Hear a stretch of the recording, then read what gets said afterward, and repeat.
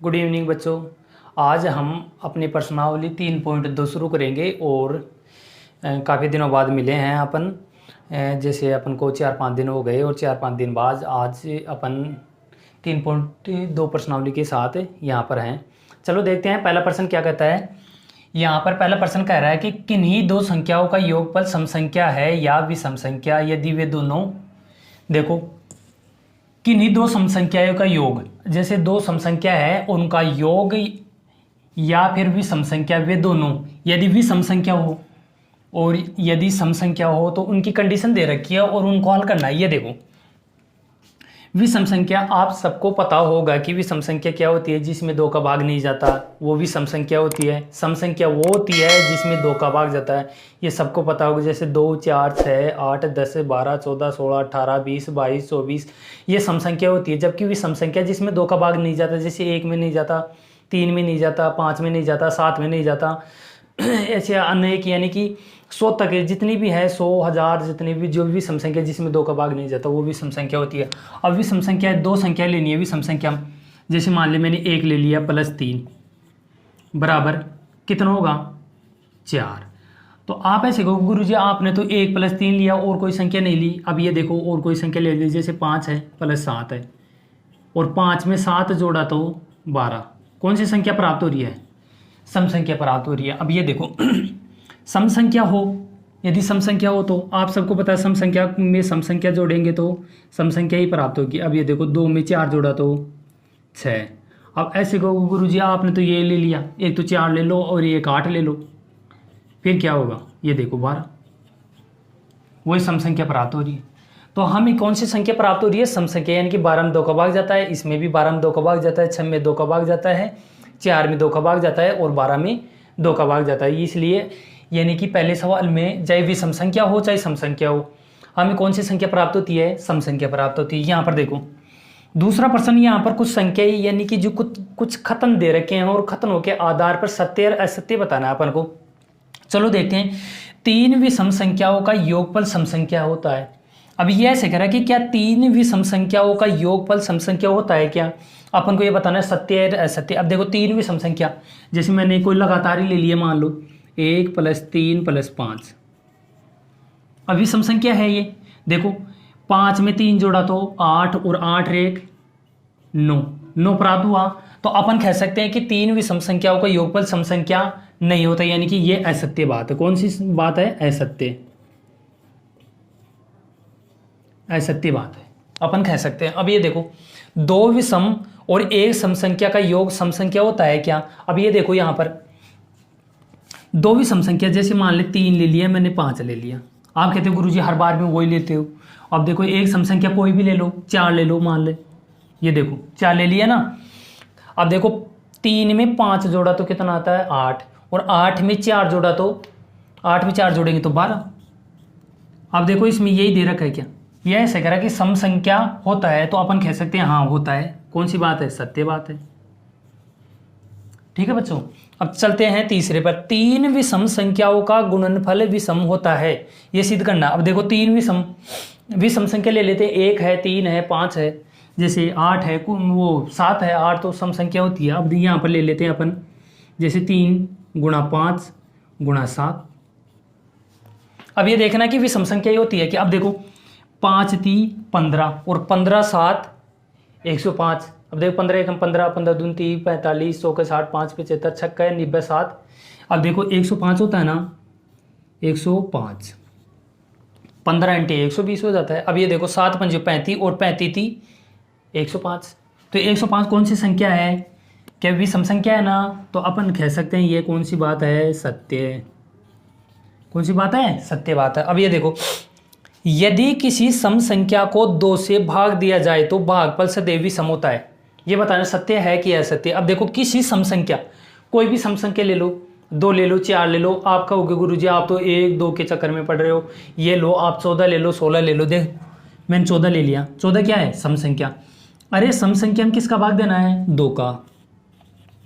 कौन सी संख्या प्राप्त हुई, 7 प्राप्त हुई। अब ये देखो 16 है।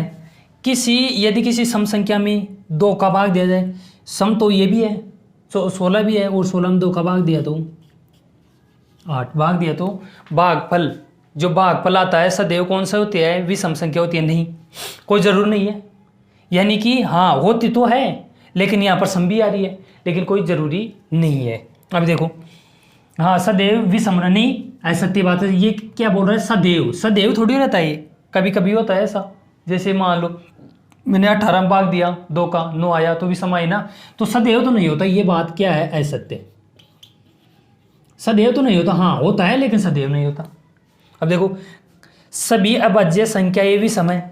अब ये ऐसे कर, सभी अभाज्य संख्या विषम है, यह सत्य बात है। अब ये देखो, मैंने आपको ये बताया था, आपको लिखाया भी था पहले कि जो अभाज्य संख्या, सबसे छोटी अभाज्य संख्या 2 होती है। इसमें पर्सन भी आएगा बच्चों, इसमें पर्सन भी आएगा। सबसे छोटी अभाज्य संख्या 2 होती है, उसके बाद 3, 5, हाँ फिर बाद में भी सम संख्या आती है, लेकिन 2 एकमात्र ऐसी अभाज्य संख्या है जो सम संख्या है। लेकिन सभी अभाज्य की बात करें, सभी में तो 2 भी आता है, तो सभी अभाज्य संख्या भी सम होती है, ऐसी सत्य बात होती है। क्या होती है, असत्य बात होती है। अपन इसमें अब ये देखो, यहाँ पर है ना, दूसरे पर्सन में ई से लेकर यानी कि ए से लेकर एच तक है। बाकी के पर्सन चलो इसके आगे करेंगे, अगले पर्सन देखते हैं। अगला यानी कि ई के बाद क्या आता है, ऐप देखते हैं अगली बार। संख्याओं के कोई गुणनखंड नहीं होते, ऐसी तो कोई बात ही नहीं है। गुणनखंड आपको आता ही होगा, जैसे मैंने लिख दिया हो अभाज्य संख्या। अभाज्य संख्याएं कौन से, जिसमें स्वयं और स्वयं के अलावा और किसी संख्या का भाग, एक और स्वयं के अलावा और किसी संख्या का भाग नहीं जाता, उसे अभाज्य संख्या कहते हैं। जैसे 2 है, 2 में 1 कर 2 के अलावा कोई भाग ही नहीं जाता। 3 है, 3 में 3 कर 1 के अलावा कोई भाग ही नहीं जाता। जैसे अब आप ऐसे कहोगे गुरुजी ऐसे 5 है, 7 है, 9 है, तो 9 में तो 3 का जाता है और 9 का भी जाता है, 1 का जाता है। लेकिन एक और स्वयं के अलावा की बात हो रही है। जैसे 11 है, 11 में एक तो 11 का भाग जाता है, एक स्वयं का जाता है। जैसे अब 11 है, 11 ले लिया, 11 के कितने कितने गुणनखंड होंगे, 1 गुना 11 और 11 गुना 1, तो गुणनखंड तो है ना इसके, कितने गुणनखंड तो है ना। अभी इसकी बात की जाए, गुणनखंड की 1 है और 11 है, स्वयं तो अरे गुणनखंड है ना, लेकिन कितने, 1 2 है उसके गुणनखंड, तो कोई गुणनखंड नहीं होता। ये असत्य बात होती है। क्या है, असत्य, सत्य, असत्य बात है। अब ये देखो, 2 अभाज्य संख्याओं का योग सदैव सम संख्या होता है। 2 अभाज्य संख्याओं का योग सदैव सम होता है। अभी देखते हैं अभाज्य संख्या। जैसे अभाज्य संख्या ये देखो, मैंने यहाँ पर लिख दी, यहाँ पर ही लिख देता हूँ मैं। जैसे 2 + 3 बराबर कितना होता है, 5। अब यहाँ पर देखो, 3 + 11 बराबर 14। अब बात करोगे सर आप तो ऐसे लिख दिए। अब ये देखो, 2 अभाज्य संख्याओं का योग सदैव सम होता है। सदैव की बात कर रहे हैं, सदैव सम होता है, ये गलत बात है। यहाँ तो भी सम आ गया, नहीं तो 2 भी है ना, अभाज्य तो 2 भी है। सबसे छोटी अभाज्य संख्या 2 है, लेकिन यह असत्य बात है। ये हाँ होता है लेकिन असत्य बात है। होता तो है, हमें पता है होता है। जैसे मैं 5 लिख दूँ और 5 में 11 जोड़ दिया, 5 में 11 जोड़ा 16 हो गया, सम संख्या आ रही है। हाँ होती है, लेकिन असत्य बात है। सदैव तो नहीं होता, इसमें तो नहीं होता, इसमें तो विषम होता है। ये देखो, केवल 2 ही एक समअभाज्य संख्या है। समअभाज्य, ये गलत बात है। हाँ ये कह सकते हैं 2 सबसे छोटी समअभाज्य संख्या है। केवल 2 ही एक समअभाज्य संख्या, हाँ 2 ही है, केवल 2 ही एकमात्र समअभाज्य संख्या, और कोई सम नहीं है। 2 के बाद में देख लो, 3 है, 5 है, 7 है, 11 है, 11 के बाद में 13 है, 17 है, कोई सम संख्या आएगी ही नहीं 2 के अलावा। ये सत्य बात होती है। क्या है, सत्य बात है। 2 ही है एकमात्र सम संख्या, सत्य बात है। सभी सम संख्याएं भाज्य संख्याएं हैं। सभी सम संख्याएं भाज्य संख्याएं हैं। नहीं, गलत बात है। भाज्य कैसे होगी, 2 है, 2 को ले लो ना उदाहरण, तो दूर जाने की जरूरत ही नहीं है। अब देखो 2 देखो, अरे ये ऐसे बात करें सभी सम संख्याएं क्या होती है, भाज्य होती हैं 2। अरे 2 भाज्य है क्या, नहीं है। एक का ही भाग जाता है, एक का तो अपन मानते भी नहीं है, एक का तो सम में जाता है भाग। अब ये यहाँ पर देखो सम संख्या, हाँ 4 है, 6 है, 8 है, हाँ इनमें भाग जाते हैं। इनमें 2 का जाता है, इसमें 2 का 3 का जाता है, इसमें 4 का 2 का इनका जाता है। लेकिन ये तो गलत बात होती है। देखो ये देखो सम, ये 2 में 1 कर 2 का अलावा किसी का भाग ही नहीं जाता। अपन कह सकते हैं सभी सम संख्याएं भाज्य होती है, असत्य बात होती है, असत्य। अरे सत्य बात होती तो 2 भी होता ना, ऐसा शामिल है। 2 में तो 2 का 1 का ही भाग जाता है। बताओ और किसका भाग जाता है, किसी का भी नहीं जाता है। अब देखो दो सम संख्याओं का गुणनफल सदैव सम होता है। अब यहाँ पर दे रखा है दो सम संख्याओं का गुणनफल सदैव सम होता है। देखते 2 गुना 4 सम संख्या है, 4 दूनी 8। अब ये देखो 8 गुना 16, 8 गुना जैसे अपन ने 6 लिख गया, 6 × 48। तो ये सत्य बात होती है। कौन सी बात होती है? सत्य बात होती है। ये हो गया अपना दूसरा प्रश्न। चलते हैं तीसरे प्रश्न पर। चलो बच्चों चलते हैं अपने तीसरे प्रश्न पर। और तीसरा प्रश्न क्या कहते हैं? जैसे 13 है और 31 है, ये दोनों क्या है? अभाज्य संख्या है। जैसे 13 है, 13 में 1 के और स्वयं के अलावा और किसी संख्या का भाग नहीं जाता। उसी प्रकार 31 में स्वयं के और 1 के अलावा किसी संख्या का भाग नहीं जाता, उसे अभाज्य संख्या कहते हैं। अब ये देखो 2 अंक यूज में लिए गए हैं, 1 और 3। इसमें देखो 1 आगे आ गया तो इसके 1 पीछे आ गया ना, यहाँ पर 3 पीछे आ गया तो 1 यानी कि 3 आगे आ गया 31 के अंदर। अब ये देखो ये ऐसे कह रहा है कि 100 तक अभाज्य संख्या लिखो। ऐसी कौन कौन सी संख्या है? जैसे एक तो 13 हो गई, 13 का बाद में देखो ये 17 में देखो कि 17 में क्या होता है कि जैसे 17 है तो 17 के जैसे 7 एक पीछे आ गया ना। तो आप देखना आपको अभाज्य संख्या और भाज्य संख्या कौन कौन सी होती है। केवल भाज्य संख्या तो पता होगी, लेकिन आपको अभाज्य संख्या का बहुत कम मालूम होगा कि जो 100 तक है ना, 100 तक 25 पाई जाती है, 25 अभाज्य संख्या होती है। ये आपको ढूंढनी है, आपके लिए क्या है? गृह कार्य है। फिर बाद में नहीं मिलेगा, 2-3 दिन बाद इसकी अलग से यानी कि छोटा सा वीडियो बना देंगे। छठी कक्षा 7वीं 8वीं के लिए, जो सभी के लिए काम आती है। छठी 7वीं 8वीं में कहीं ना कहीं जरूर काम आती है भाज्य और अभाज्य संख्या, सम और विषम संख्याएं। जैसे लैसे मैसे लेते हैं उसमें भी काम आती है। अब ये देखो 17 की 71 हो गया। अब ये देखो यहाँ पर 37 लिख दिया मैंने, 37 है, 37 को उल्टा किया, अरे 7 को पहले लिख दिया, 3 को बाद में। ये भी अभाज्य संख्या है। इसके बाद आ गया देखो 3 के बाद 7 आ गया, 7 आ गया और 7 9 देखो, और इसके पीछे क्या लगा दिया? 9 7। आप देखोगे कि 79 के और 97 में किसी संख्या का भाग नहीं जाता। इसी प्रकार आप अलग अलग संख्याएं भी जोड़ सकते हो। जैसे अलग अलग, जैसे 1 हो गई, ये 2 3 और 4 संख्याएं हैं, तो 4 संख्याएं हैं केवल 100 तक अभाज्य संख्या। अब देखते हैं चौथा प्रश्न क्या कहता है? 20 से छोटी सभी भाज्य और अभाज्य संख्या। देखो हल करेंगे तो भाज्य और अभाज्य आप जानते हो, जिसमें भाग जाता है भाज्य संख्या, अभाज्य संख्या जिसमें किसी का भाग नहीं जाता स्वयं के अलावा। अब देखते हैं भाज्य संख्या कौन कौन सी होती है, लेकिन 20 से छोटी होनी चाहिए। अपन को 20 से छोटी पूछ रहा है और एक पूछ रहा है अभाज्य संख्या, तो आप समझने की कोशिश करोगे। अब ये देखो, अभी इसमें प्रश्न पूरा मैंने नहीं लिखा, लेकिन आपको बता दिया है। आप अपने पास जब वीडियो देखो तो जो किताब होती है, किताब को पास में रखना है कि पूरा प्रश्न क्या कह रहा है। तो मैंने वैसे समझा दिया है आपको। अब ये देखो भाज्य अभाज्य, कभी कभी मैं आपको यदि पूरा प्रश्न यहाँ पर बोर्ड पर ना लिखूँ ना, तो आप अपनी नोटबुक के यानी कि जो पुस्तक होती है, पुस्तक को पास में लेकर बैठा करो और उसमें देख लिया करो आप। अब ये देखो 20 से छोटी सभी भाज्य संख्या, भाज्य संख्या में जिसमें भाग चला जाए, जैसे अभाज्य संख्या तो एक तो 2 हो गई, सबसे छोटी अभाज्य संख्या है 3 है, 5 है, 7 है, 11 है, 13 है और 17 है। इसके अलावा कोई भाज्य यानी कि अभाज्य संख्या है ही नहीं। इनको छोड़ के जो भी संख्याएं बची वो कौन सी होती है? भाज्य संख्या ही बची। अब देखो 2 3 4 बच गई, 5 आ गई, 6 आ गई, अभी 7 8 बच गई, 9 और 1 10। आप ये कहोगे कई बच्चे तो कन्फ्यूजन, गुरुजी 9 भी है ना, 9 में 3 का भाग जाता है ना, 3 कब जाता है, 9 कब जाता है, 1 कब जाता है। लेकिन मात्र 2 ही होने चाहिए, 1 और स्वयं के अलावा और किसी संख्या का भाग नहीं जाना चाहिए। वो संख्या कौन सी? अभाज्य होंगी। 10 के बाद 12 हो गई, 14 हो गई, 15 हो गई, 16 हो गई, 17 तो ये अभाज्य है ही, 18 हो गई। हाँ इसमें यह देखो 19 हो गई, एक और एक 20 हो गई। तो आप ये सोच रहे हो गुरुजी आपने एक तो लिखा ही नहीं, तो एक ना तो भाज्य संख्या होती है और नहीं अभाज्य, नहीं तो भाज्य ना अभाज्य। चलो देखते हैं 5वां प्रश्न क्या कहते हैं? 1 और 10 के बीच में सबसे बड़ी अभाज्य संख्या। अब ये देखो सबसे बड़ी हल देखते हैं। सभी अभाज्य संख्या लिखो पहले तो।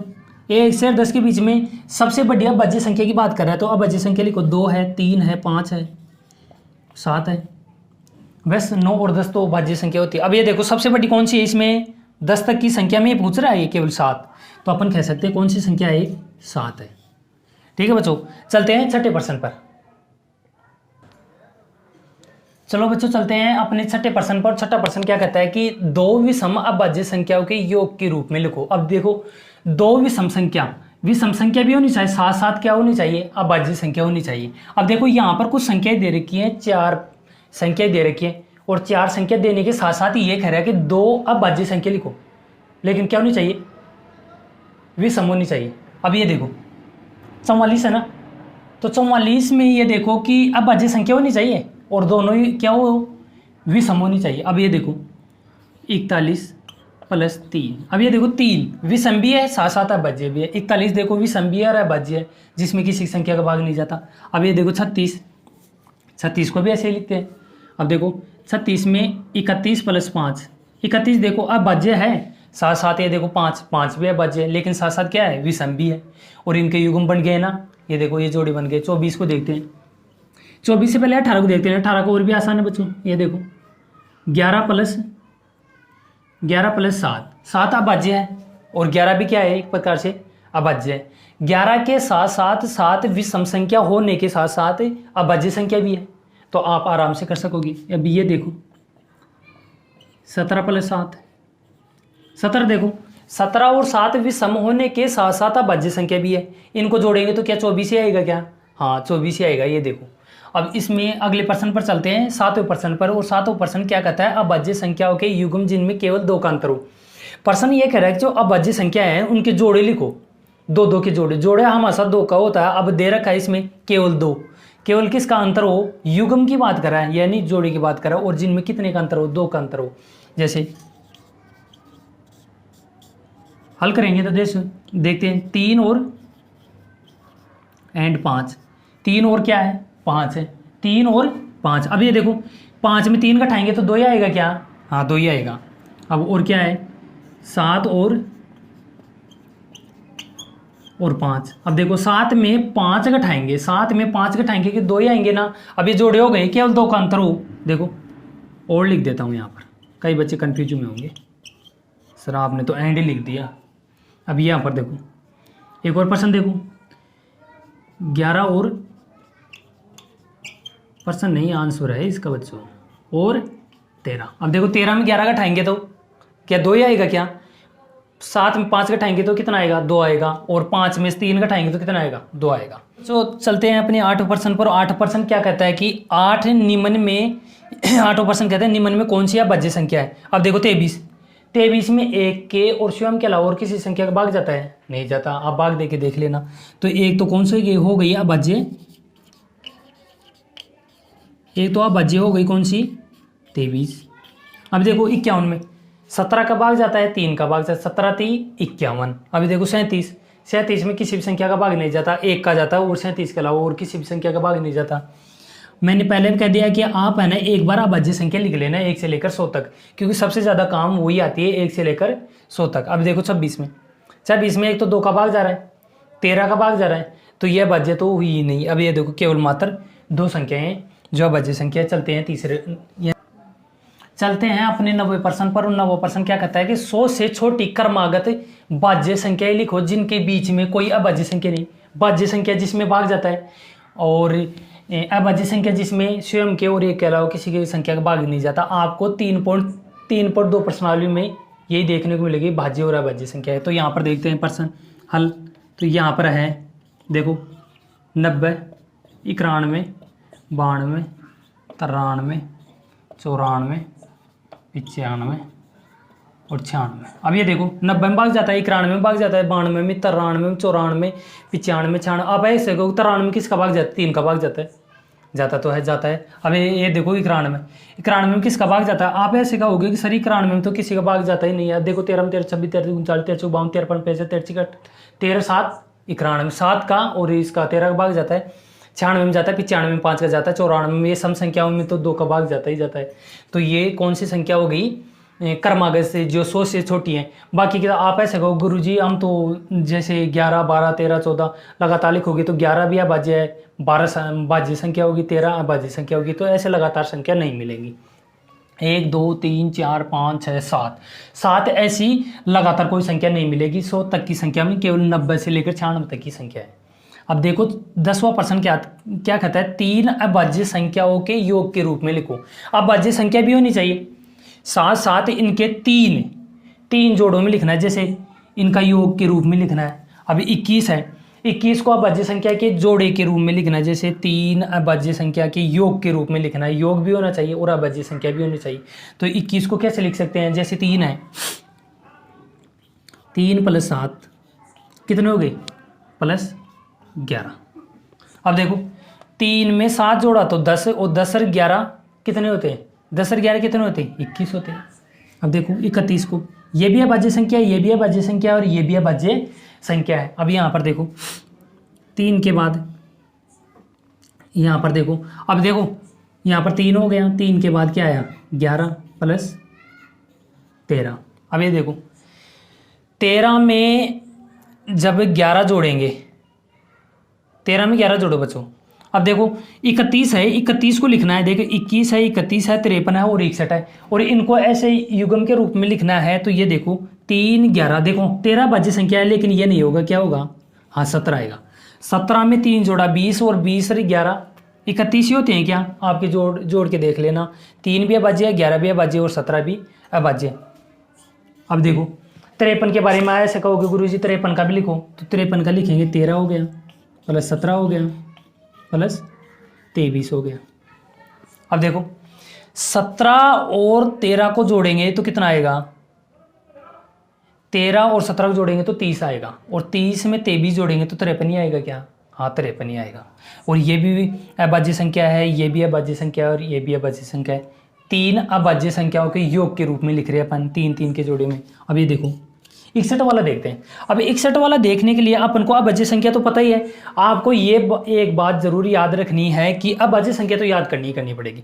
तो अभाज्य संख्या लिखने के लिए क्या करना पड़ेगा, अपन को अभाज्य संख्या लिखनी पड़ेगी, जैसे 13 हो गया +19 हो गया प्लस जैसे 29 हो गया। इनको ही जोड़ के देखते हैं, एक बार देखते हैं। अब ये देखो 9 9 18, 18 3 21, 21 का 1, हासिल की 2 2 दून 4 5 और 6, हाँ सही है, यही बैठ गया।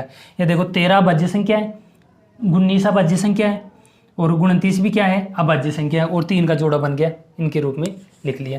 चलते हैं 11वें प्रश्न पर, चलते हैं अपना 11वें प्रश्न पर और देखते हैं 11वां प्रश्न क्या कहता है। 11वां प्रश्न में लिख रहा है 20 से छोटी अभाज्य संख्या।